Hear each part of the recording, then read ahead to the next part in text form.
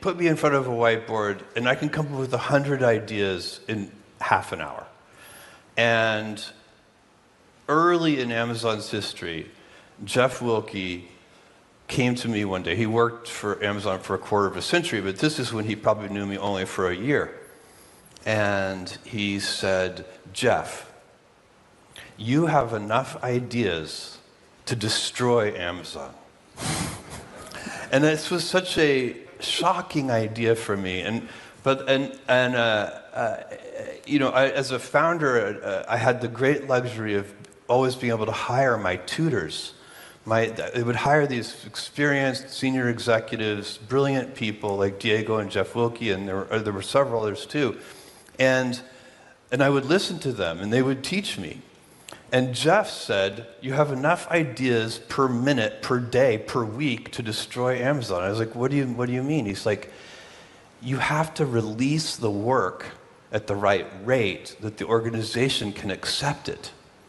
And he was a manufacturing expert.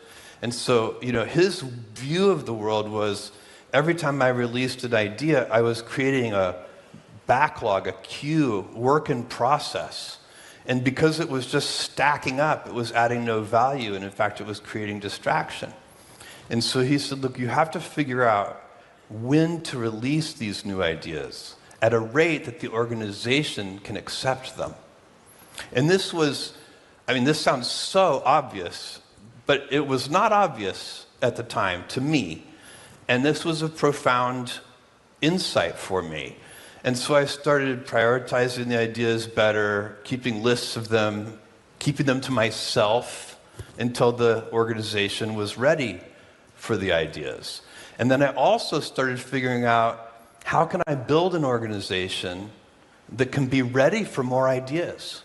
That's about having the right senior team and the right leadership and getting those people the executive bandwidth so that they could do more ideas per unit time.